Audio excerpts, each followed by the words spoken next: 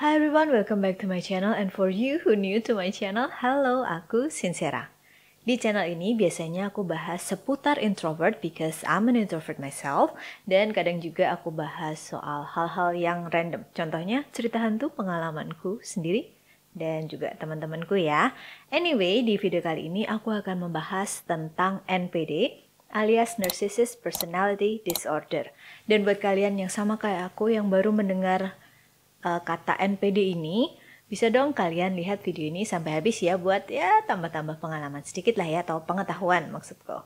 Oke, dan buat kalian yang mungkin sudah lebih familiar dengan NPD atau mungkin jauh lebih paham, bisa dong share pengalaman kalian, mungkin pernah ketemu dengan NPD atau nanti ada kata-kataku yang kurang berkenan atau kurang tepat, bisa dong dikoreksi di kolom komentar di bawah ini ya. So if this is something that you interested in, please consider support me by subscribing to this channel. Without any further ado, let's just dive into the video, shall we?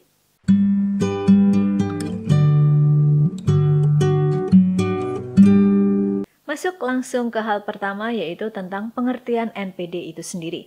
NPD adalah kondisi mental seseorang di mana dia itu memiliki perasaan yang berpusat pada dirinya sendiri. Jadi orang yang mengidap NPD ini punya kecenderungan dia itu pengen dipuji dan dikagumi setiap saat. Namun, di sisi lain dia juga kurang bisa berempati pada orang lain. Hal kedua yang akan aku bahas yaitu penyebab dari NPD itu sendiri. Ada beberapa hal. Yang pertama ini yang paling susah ya, karena penyebab NPD adalah bawaan dari lahir, alias dia itu terlahir dengan temperamen yang oversensitif. Penyebab yang kedua yaitu mempelajari dari orang tua, di mana si anak ini dari kecil sudah terbiasa nih melihat orang tuanya itu dengan mudahnya merendahkan orang lain dan menganggap bahwa dirinya sendiri itu yang paling penting. Pokoknya aku yang paling penting di antara semua orang di sana gitu. Penyebab yang ketiga yaitu terlalu dipuji maupun terlalu dikritik. Pasti ini sebenarnya hal yang wajar ya, bila ada seseorang yang berhasil melakukan pencapaian itu pasti akan kita puji. Tapi memujinya tuh sesuai porsinya aja, jangan berlebihan. Karena bila dipuji secara berlebihan dan terus-menerus, dia itu nanti akan jadi merasa lebih super atau lebih hebat daripada orang-orang di sekitarnya gitu. Tapi itu juga berlaku bila terlalu dikritik yang sangat amat gitu loh. Jadi misalnya melakukan kesalahan apa gitu terus dikritik terus-menerus istilahnya kayak melakukan kesalahannya di hari ini nih, terus besok masih diungkit-ungkit gitu terus sampai mungkin setahun kemudian atau berapa tuh diungkit-ungkit terus, dan itu terjadi terus-menerus, nanti orang ini pasti akan merasa kayak tertekan dan gak nyaman.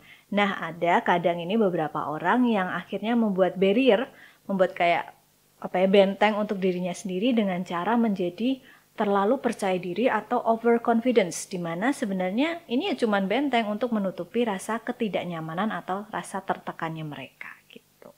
Penyebab yang keempat yaitu selalu dipenuhi keinginannya. Nah, ini sebenarnya sih wajar ya kalau misalnya ada anak-anak pengen ini dipenuhin, tapi kalau misalnya terus-terusan dia minta apa selalu diiyain sama orang tuanya, nanti akan jadi apa? Ya, jadi manja. Dan kalau ini terus-menerus sampai dia dewasa, adalah pasti di satu titik di mana dia tuh pengen sesuatu tapi nggak kecapaian. Nah, karena dia sudah biasa selalu diiyain, waktu dia mengalami perasaan seperti itu, dia tuh akan merasakan kecewa yang sangat berlebihan. Lo biasanya aku boleh kok kayak gini, lo biasanya aku minta ini pasti dikabulin, kok ini nggak bisa. Jadi kayak rasa kecewa tuh berlebihan dan terus-menerus dipendem gitu. Penyebab berikutnya atau yang kelima yaitu selalu dilindungi walaupun bersalah. Nah, ini ya gimana ya, kalau waktu anak-anak sih kadang nih sebagai contoh aja yang aku bisa dibilang sering lihat, kalau misalnya ada anak kecil lagi mungkin belajar jalan atau gimana, terus kepentok nih sama kaki meja misalnya. Nah, ada nih beberapa orang tua yang dimarahin tuh malah mejanya. Mejanya nakal, terus pura-pura kayak dipukul gitu kan kaki mejanya gitu. Mejanya nakal. Nah, ya contoh kayak gitulah. Dan misalnya hal itu tuh terus terjadi, didikannya orang tuanya kayak gitu terus terjadi, dan di saat dewasa nanti dia tuh tahu kalau dia tuh melakukan kesalahan, tapi karena dia sudah biasa menerima pembenaran atau selalu dibenarkan dan selalu dilindungi walaupun dia bersalah, nah itu nanti dia jadi kayak kayak loh, aku nggak mau dong, biasanya aku kayak gini nggak apa-apa kok, gitu. gitu. Penyebab terakhir atau yang keenam yaitu ekspektasi yang berlebihan sejak dari kecil. Oke, hal ketiga yang akan aku bahas yaitu mengenai gejala-gejala dari NPD alias Narcissist Personality Disorder. Gejala yang pertama yaitu sangat reaktif terhadap kritik, di mana orang-orang NPD ini akan menganggap kritik sebagai hal negatif atas kepribadian maupun kinerja mereka. Jadi contohnya mereka itu dihadapkan di situasi ada seseorang yang memberikan pertanyaan, misalnya pertanyaannya A dan jawabannya B. Tapi jika si orang NPD ini, orang yang menderita NPD ini menjawab B, maka dia itu akan ketahuan kekurangan maupun kesalahannya.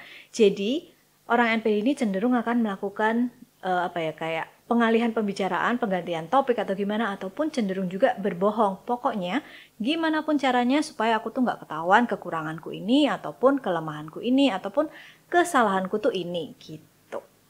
Gejala yang kedua yaitu memiliki tingkat keamanan diri yang rendah. Jadi orang NPD ini punya keinginan yang cenderung tuh kayak terus-menerus ingin membuktikan dirinya sendiri, baik kepada orang lain maupun pada dirinya sendiri. Dan biasanya juga mereka itu karena saking tingkat keamanan dirinya rendah, mereka tuh biasanya langsung kayak gemar banget mencari pujian-pujian ataupun gemar menyombongkan diri demi menutupi ke tingkat keamanan dirinya yang rendah. Dan nggak aneh juga kalau mereka itu lebih sering berbohong biar bisa nyombong dan kelihatan wah itu di depan teman-temannya. Gejala yang ketiga yaitu mereka itu mau menang sendiri dan defensif. Ini masih berhubungan dengan gejala yang pertama ya, seperti yang aku bilang sebelumnya, di mana NPD itu juga sangat reaktif terhadap kritik. Jadi bila dihadapkan pada situasi seperti itu, mereka itu pokoknya maunya tuh menang sendiri, maunya paling hebat di antara yang lain, dan mereka paling susah untuk bilang maaf bila mereka itu melakukan kesalahan ataupun melakukan pelanggaran-pelanggaran. Gitu. Gejala yang keempat yaitu mudah marah bila dihadapkan dengan sudut pandang yang berbeda. Sebenarnya alasan mereka marah itu untuk meluapkan emosi mereka yang ada di dalam hati. Tapi emosinya bukan marah sebenarnya. Emosinya tuh lebih ke emosi cemas, rasa malu, atau trauma di masa lalu. Nah, mereka tuh mengungkapkannya dengan cara marah gitu. Gejala yang terakhir atau yang kelima yaitu merendahkan orang lain. Di mana orang dengan NPD ini cenderung ingin menutupi kekurangan maupun kelemahan pada dirinya sendiri dengan berfokus akan kelemahan pada orang lain. Walaupun nggak jarang juga sebenarnya kelemahan-kelemahan orang lain yang disampaikan oleh para NPD ini juga belum tentu benar. Tapi pokoknya gimana caranya orang NPD ini harus tampil lebih daripada orang lain, lebih baik daripada orang lain dengan istilahnya kayak menghina orang lain itu. Berikutnya aku akan bahas tentang kriteria-kriteria orang yang mengidap NPD. Nanti aku akan baca aja.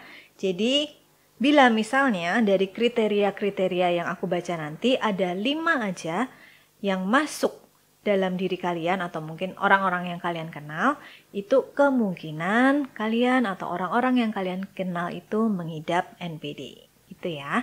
Jadi langsung aja. Hai, Editing Sincera here. So, aku mau kasih disclaimer dulu karena sebelumnya ternyata aku belum kasih disclaimer. Jadi untuk mendiagnosa seseorang itu memiliki atau mengidap gangguan mental maupun gangguan kesehatan, memang yang paling baik adalah bertanya atau berkonsultasi ke ahlinya atau ke dokter. Untuk self-diagnosis tidak disarankan. Jadi ini cuman kayak pengetahuan aja ya gitu. So, mari kita lanjut ke videonya. Yang pertama yaitu merasa lebih baik dari orang lain. Yang kedua, membutuhkan banyak pujian dari orang lain. Yang ketiga, sibuk menghayal tentang kesuksesan, kekuasaan, kecerdasan, ataupun pasangan yang sempurna. Yang keempat, merasa istimewa dan hanya mau bergaul dengan orang yang ia anggap setara dengannya.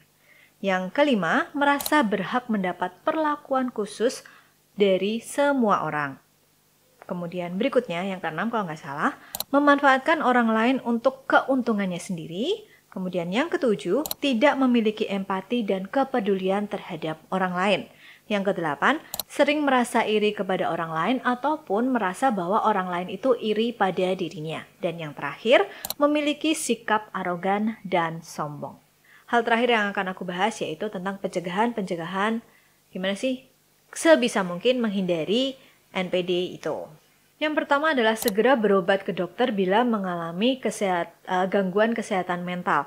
Jadi sekecil apapun lah, misalnya kita perasaannya itu sudah nggak enak atau udah ada pemikiran-pemikiran negatif yang cenderung jelek, itu jangan malu-malu untuk pergi ke dokter. Apalagi sekarang ya, dimana kesehatan mental itu sudah kayak sama pentingnya dengan kesehatan fisik. Kalau misalnya di zaman dulu, zaman orang tua kita atau zamanku, udah kelihatan tua ya, pokoknya zamannya orang tua kita, dimana kesehatan mental itu masih dipandang sebelah mata gitu. Pokoknya, jadi intinya jangan malu untuk ke dokter.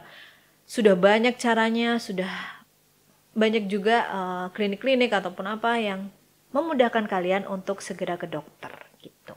Pencegahan yang kedua adalah menjalani terapi keluarga untuk mempelajari cara berkomunikasi yang sehat. Kadang ini kelihatannya tuh simple ya, lah cuman berkomunikasi aja, aku misalnya dengan suami atau mungkin aku dengan mama, aku dengan adik.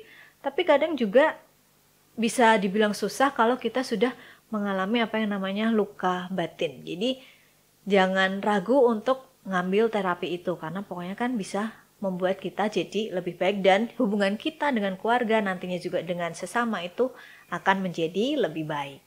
Pencegahan yang ketiga atau yang terakhir yaitu terkhusus untuk para calon orang tua di sana dengan mengikuti kelas parenting ataupun berkonsultasi dengan terapis gimana sih cara mengasuh anak atau pola asuh anak yang benar. Karena yang namanya siap menjadi orang tua kan pasti harus mendidik anaknya dengan baik. Tapi kalau misalnya kita masih punya luka batin atau inner child kita yang masih belum sembuh, itu pasti akan lebih sulit mengasuh anak kita daripada bila kita tuh sudah benar-benar free, sudah benar-benar batinnya itu sudah sehat, itu pasti pola asuhnya juga akan beda. Jadi jangan malu-malu untuk ikut kelas parenting. Nah, itu tadi sedikit bahasan tentang NPD alias Narcissist Personality Disorder. Disclaimer dulu, di sini tuh aku bukan psikolog, aku bukan psikiater, aku bukan seorang ahli, aku hanya seseorang yang tertarik dengan topik ini, makanya aku searching, aku googling, dan aku baca-baca juga dari artikel-artikel. Jadi kalau misalnya ada perkataanku yang sebelumnya itu ada yang salah atau kurang tepat, bisa dong tolong dikoreksi di kolom komentar di bawah ini ya. So, semoga video ini bermanfaat dan see you in my next video. Bye, love you all. Mwah.